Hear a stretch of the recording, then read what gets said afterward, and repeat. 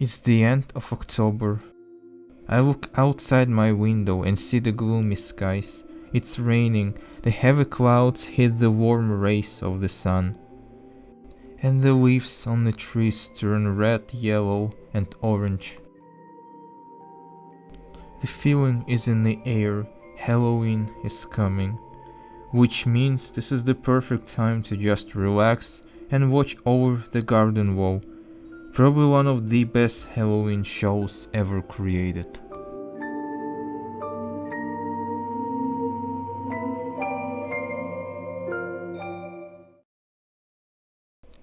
What is mythology?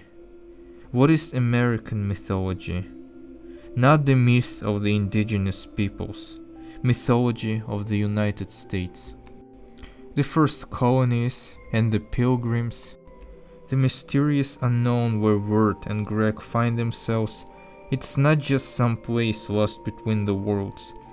It's also a place lost in time.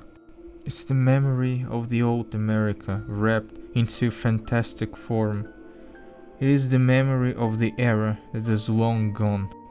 That place in time that brought us Halloween as we know it today. The show is filled with nostalgia. The old American music, in the old aesthetics. At some point the show even attempts to imitate the old cartoons from the 1930s.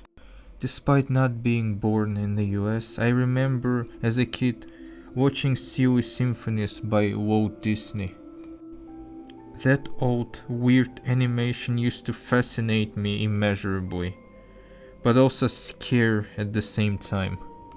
Silly Symphonies always make me feel like I'm witnessing something very old, almost mythical, as if from the land that never really existed and was a fantasy all along. Watching Over the Garden Wall brought those feelings and those vague memories back. One of the biggest reasons why this show works so well is its music. Music truly is almost its own character that watches the story like a spectacle. The show is filled with the colors of autumn. It can be warm and cozy, just like a fireplace, but it can also be cold and rainy.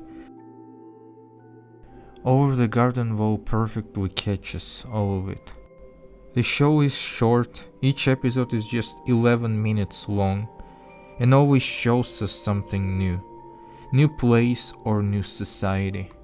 New piece of mythology, which makes every chapter of the story feel unique. Every part feels different. And our characters, just like mythical pilgrims, just wander further and further into the unknown, looking for home that they hope to find. It couldn't be Halloween without being creepy. Over the Garden Wall is like an old children's book of fairy tales. In those days of the past, kids' stories were often filled with some pretty horrible things, to be honest. The show can get very dark. But don't! I like how the show never reveals anything about the Beast. Who he really is, where he came from, and why his soul is in the lantern. For a split second we witness his true horrifying form. Just a short frame and nothing more.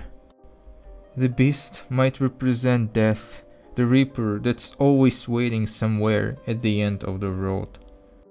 And when Wirt and Greg escape the Beast, they return back to life from death.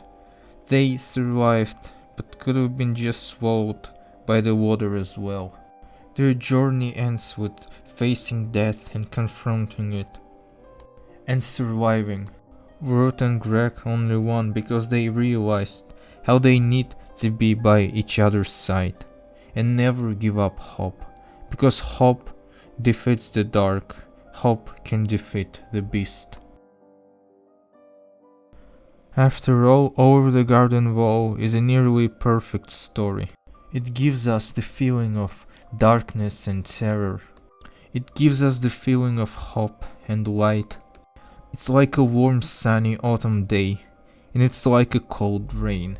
It's mythology, curiosity, and nostalgia brought together in an amazing form. And that is what makes the show a perfect Halloween treat.